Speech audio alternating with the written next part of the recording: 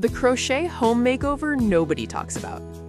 Most people think crochet is just for grandmas making blankets. They're missing out on the easiest way to completely transform their living space without breaking the bank. I spent 3 years ignoring crochet as a home decor option. I was buying expensive throw pillows, overpriced wall hangings, and those generic store-bought decorations that everyone else has. Then I realized something that changed everything about how I decorate my home. Crochet isn't outdated. It's actually the most flexible, customizable, and budget-friendly way to make your space look like it belongs in a magazine. And the best part? You don't need to be an expert to start making pieces that'll have your guests asking where you bought them.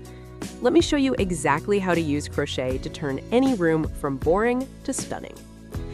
Here's what nobody tells you about buying home decorations from stores. You walk in, you see something cute, you buy it, you bring it home, and then what?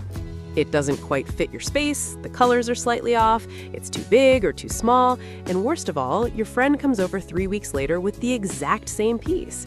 I've been there so many times, it's embarrassing. I once bought this beautiful cream-colored throw blanket from a popular home store, paid like $60 for it. 2 months later, I'm scrolling through Instagram and I see the same blanket in literally 5 different posts. It killed the whole vibe. But there's a bigger issue here. When you're decorating with mass-produced items, you're limited to what's trending right now. If boho is in, every store has boho stuff. If minimalist is the thing, good luck finding anything with texture or warmth. You're always following trends instead of creating a space that actually feels like you. And let's talk about cost for a second. A decent throw pillow can run you anywhere from $20 to $50. A wall hanging? Try $70 to $150. A handmade looking basket for your plants? $80 easy. Add it all up and you're spending hundreds, sometimes thousands, to decorate a single room. There's a better way, and it starts with a hook and some yarn. Crochet gives you something that store-bought items never can: complete control. You pick the exact colors, you choose the size, you decide on the texture, the pattern, the style. Everything is made specifically for your space. Think about your couch for a second. Maybe it's gray or navy or that weird tan color that seemed like a good idea at the time. Now, imagine being able to create throw pillows in the exact shades that complement it. Not close enough, not kind of matches, exactly right. Or your walls. Maybe you've got this empty space above your bed or your couch that needs something. You could buy a generic wall hanging, or you could crochet a custom piece that's the perfect size, the perfect color, and in a style that actually matches your taste, not what some designer thinks should be trendy this season. The cost difference is insane, too. Let me break this down with real numbers. That $60 throw blanket I mentioned, I can crochet something similar for about $15 to $20 in yarn. Those expensive throw pillows? Maybe $5 to $8 each if you're using decent yarn. A large wall hanging that would cost over $100 in stores, you're looking at $20 to $30 in materials. But here's what really sold me on crochet for home decor. It's not just about saving money. It's about creating pieces that have actual meaning. When someone compliments something in your home and you can say, "I made that," it hits different. Your space becomes a reflection of your creativity, not just your shopping ability. Plus, crochet is having this huge moment right now, not in the outdated way people think of it, but in a modern, fresh way. Designers are using crochet textures in high-end furniture. Interior design magazines are featuring crocheted pieces. It's everywhere, but most people don't realize they can do it themselves.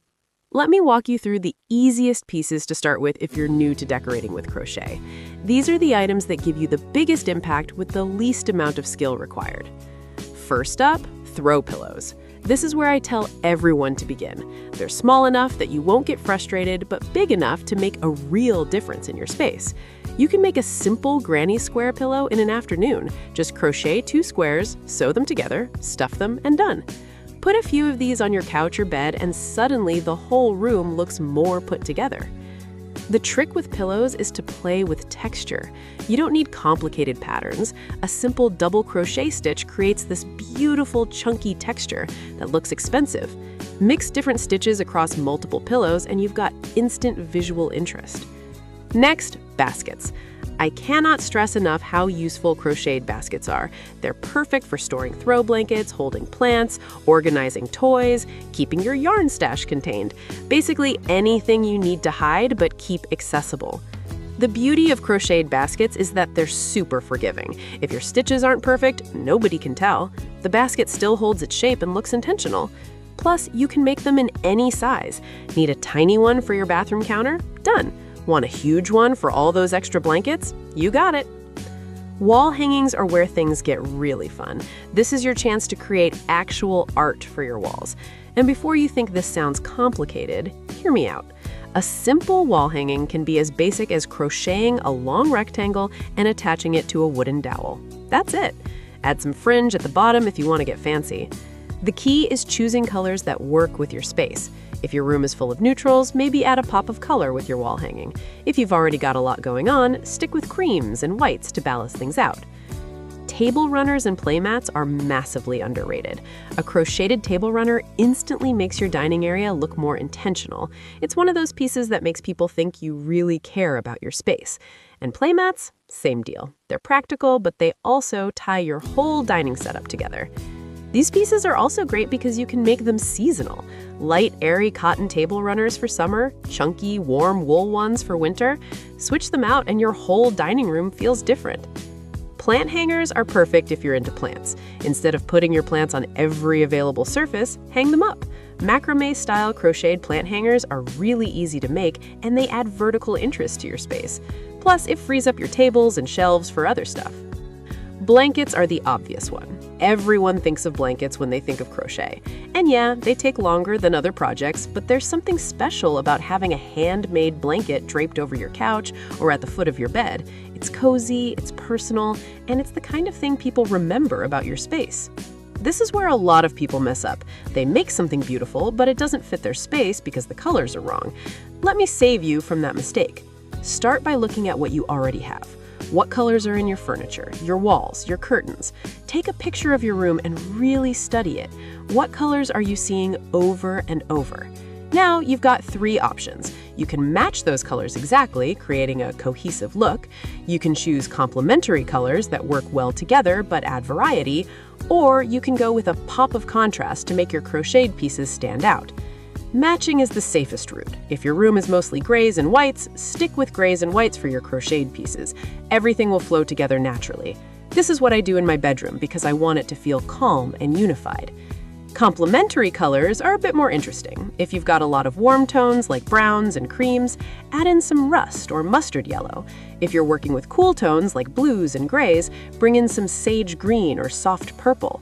It adds depth without being overwhelming. Contrast is when you want your crocheted pieces to be statement items. Got a neutral room that feels a little boring? Crochet some bright coral pillows or a deep teal wall hanging. It'll draw the eye and become a focal point. Here's my personal rule. Stick to 3 main colors in any room. If you go beyond that, things start looking chaotic. Choose your 3 colors and use different shades of those colors throughout your crocheted pieces. It keeps things interesting, but still cohesive. And don't forget about texture. Even if you're using all neutral colors, mixing smooth yarns with chunky yarns with fuzzy yarns creates visual interest. Your eye picks up on those differences even when the colors are similar.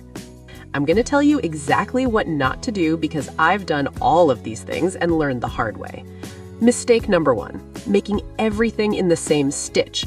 I get it, you learn one stitch and you want to use it for everything, but if all your pieces look the same, your room ends up feeling one note. Mix it up. Mix different stitches, different textures, different styles. Mistake number 2, ignoring scale. A tiny crocheted coaster isn't going to make an impact on your coffee table. A massive blanket might overwhelm a small chair.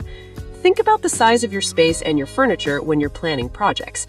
Bigger rooms can handle bigger pieces. Smaller spaces need more delicate items. Mistake number 3, using cheap yarn for pieces that'll get a lot of use. Look, I'm all about saving money, but if you're making pillows for your couch or a rug for your floor, spring for better quality yarn. It'll hold up longer, look better, and honestly feel better. Save the cheap stuff for wall hangings or decorative baskets. Mistake number 4, forgetting about maintenance. If you're making something that needs to be washed regularly, make sure you're using machine washable yarn. There's nothing worse than spending hours on a blanket only to realize you can't throw it in the washing machine. Check the yarn label before you start. Mistake number 5, not planning ahead. I used to just start projects without thinking about where they'd go. I'd finish a pillow and realize it didn't match anything.